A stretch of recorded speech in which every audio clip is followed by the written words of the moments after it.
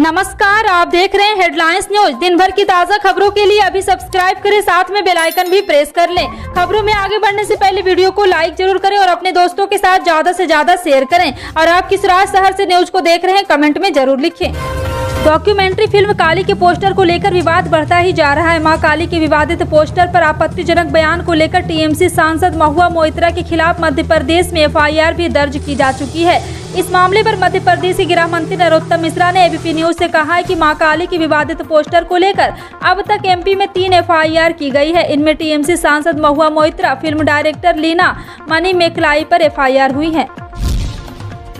उद्धव ठाकरे के नेतृत्व वाली शिवसेना को झटका देते हुए पूर्व सांसद आनंद राव, और यहां पर आपको बता दें कि एक बार फिर से पार्टी के नेता के रूप में अर्जुल के इस्तीफे पर शिवसेना सांसद संजय राउत ने कहा है कि उन्होंने ईडी के दबाव के कारण शायद पार्टी छोड़ दी। राउत ने कहा है कि प्रवर्तन निदेशालय ने अर्जुल के आवास पर छापा मारा था। वहीं आनंद राव के बेटे अभिजीत ने कहा है कि उनके पिता ने शिवसेना नेता के पद से इस्तीफा दे दिया। यह पूछे जाने पर किया वह एकनाथ शिंदे के नेतृत्व वाले शिवसेना गुट में शामिल होंगे। अभिजीत ने कहा, मेरे पिता शिवसैनिक बने रहेंगे।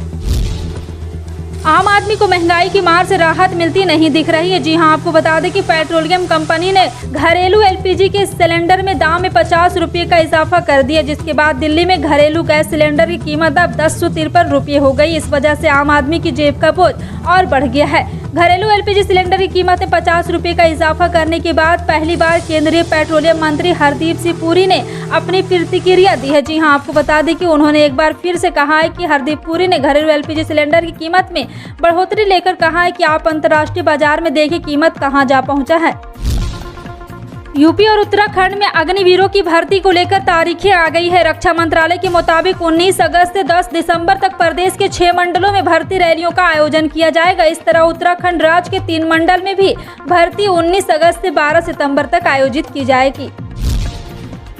गुरुवार को ट्रेंडिंग सेशन में भी भारतीय शेयर बाजार शानदार तेजी के साथ क्लोज हुआ। जी हां, आपको बता दें कि निवेशकों की खरीदारी की बदौलत मुंबई स्टॉक एक्सचेंज का सूचकांक सेंसेक्स 427 अंकों की तेजी के साथ 54,178, तो नेशनल स्टॉक एक्सचेंज का निफ्टी 143 अंकों की उछाल के साथ 16,132 अंकों पर बंद हुआ है। निफ्टी एक बार फिर से 16,000 के अंकों को पार करने में कामयाब रहा, तो सेंसेक्स 54,000 के ऊपर जा पहुंचा है।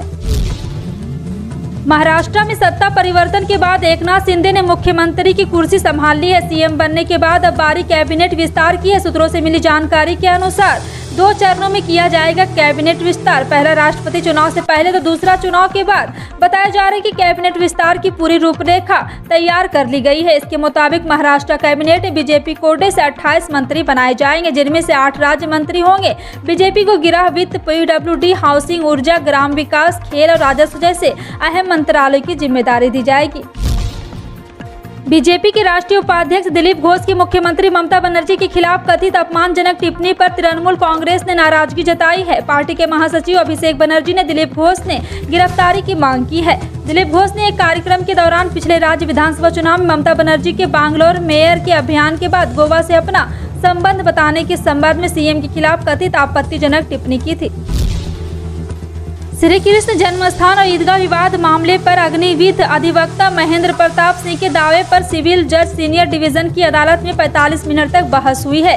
दोनों पक्षों की दलीलें सुनने के बाद सिविल जज सीनियर डिवीजन ने श्री कृष्ण जन्मभूमि और शाही ईदगाह मस्जिद मामलों की सुनवाई की तारीख 11 जुलाई मुकर्रर कर दी है। गुरुवार को जिला न्यायालय की सिविल जज सीनियर डिवीजन की अदालत में श्री कृष्ण जन्मभूमि और शाही ईदगाह मस्जिद मामले को लेकर सुनवाई हुई।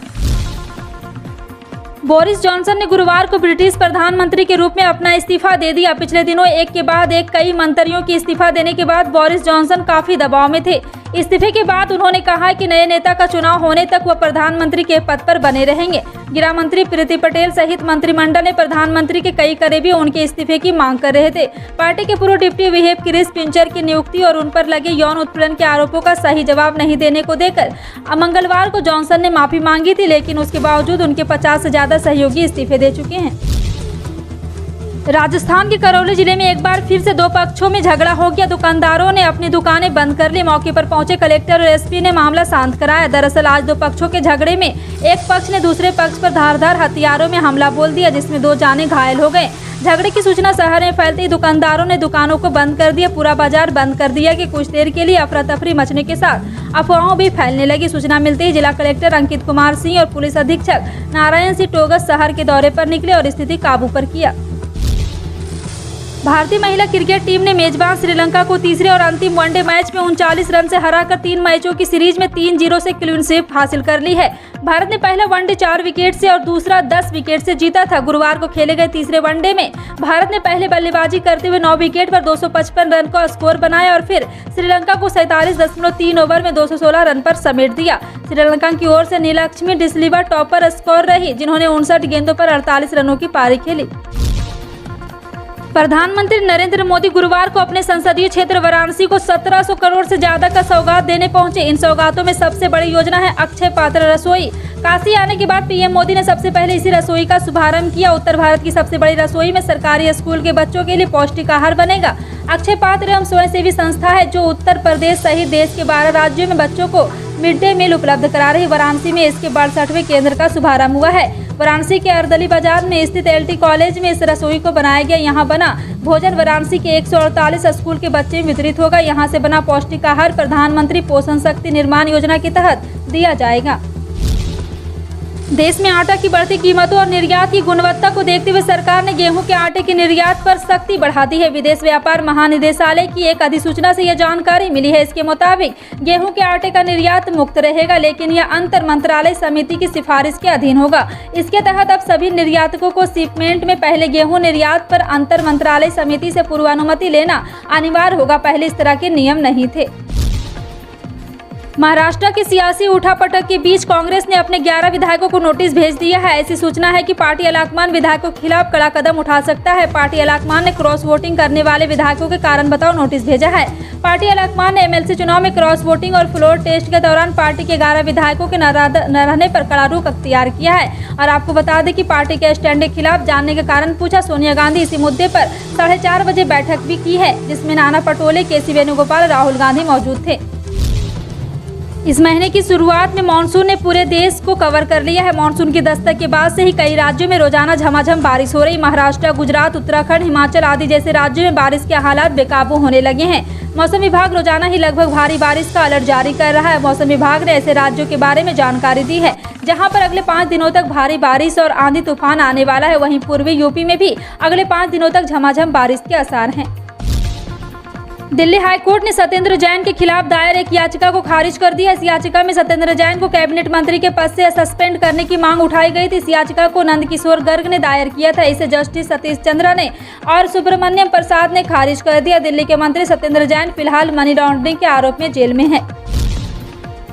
सरसों तेल की कीमतों में इन दिनों काफी गिरावट देखने को मिल रही है, जिससे ग्राहकों के चेहरे पर काफी रौनक दिख रही है। अगर आप सरसों तेल की खरीदारी करना चाहते हैं तो यह सबसे बढ़िया मौका है, क्योंकि इन दिनों कीमत अपने उच्चतम स्तर से करीब 46 रुपये कम चल रहा है। इसलिए खरीदारी समय से कर लें। आने वाले दिनों में सरसों का तेल कुछ महंगा हो सकता है। अब सरसों तेल की कीमत कई शहरों में 170 रुपये से नीचे दर्ज की गई है।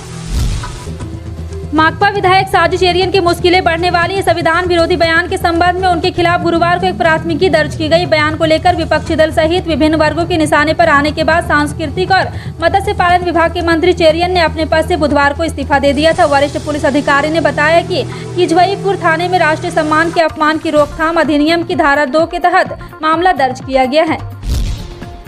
प्रधानमंत्री किसान सम्मान निधि योजना के तहत किसानों को सालाना 6,000 रुपये दिए जाते हैं। इस योजना के तहत सरकार किसानों को साल में 3 किस्तों में ये राशि देती है। हर 4 महीने के अंतराल में किसानों के खाते में 2-2 हज़ार रुपये भेजे जाते हैं। भारत सरकार द्वारा 10 करोड़ से ज्यादा किसानों को इस तरह से 11 किस्तें मिल चुकी है और 12वीं किस्त का इंतजार है। पीएम किसान योजना को लेकर कई तरह के दावे भी किए जाते हैं, लेकिन अब बता दें कि इस किस्त में दोनों पति पत्नी को भी लाभ मिलने वाले हैं। भारतीय सराफा बाजार में गुरुवार को सोने चांदी के दाम जारी कर दिए। जहां सोने की कीमत में कमी आई तो वहीं चांदी के रेट्स में मामूली इजाफा कर दिया गया। 999 प्योरिटी वाला 10 ग्राम सोना 50,871 रुपये में बिक रहा, जबकि 999 प्योरिटी वाला 1 किलो चांदी 56,583 रुपया हो गया है। और आपको बता दें कि एवराजिस.com के अनुसार 995 प्योरिटी वाला 10 ग्राम सोना आज 50,667 रुपये का हो गया है। गुरुवार 7 जुलाई को पेट्रोल डीजल की कीमत में कोई बदलाव नहीं किया गया। ऑयल मार्केटिंग कंपनियां 45 दिनों से अधिक समय से बिना किसी बदलाव किए ही ईंधन बेच रही है। वित्त मंत्री निर्मला सीतारमण द्वारा 21 मई को पेट्रोल पर उत्पाद शुल्क में 8 रुपये प्रति लीटर और डीजल पर 6 रुपये प्रति लीटर की कटौती की घोषणा के बाद कीमतें स्थिर बनी हुई है। दिल्ली में पेट्रोल की कीमत आज 105.41 रुपये के मुकाबले 96.72 रुपये प्रति लीटर है। उत्पाद शुल्क में कटौती से पहले लीटर, जबकि डीजल की कीमत 96.67 रुपये मुकाबले 89.62 रुपये प्रति लीटर हो गई है। मुंबई में 1 लीटर पेट्रोल की कीमत 111.35 रुपये है, जबकि डीजल 97.28 रुपये प्रति लीटर मिल रहा है। आपका इन सभी खबरों पर क्या कहना है कमेंट सेक्शन में टाइप करके जरूर बताएं। इसी तरह की पल पल की अपडेट जानने के लिए जुड़े रहें आप अपने हेडलाइंस न्यूज के साथ। मिलते हैं अगली बड़ी खबर में, तब तक के लिए जय हिंद।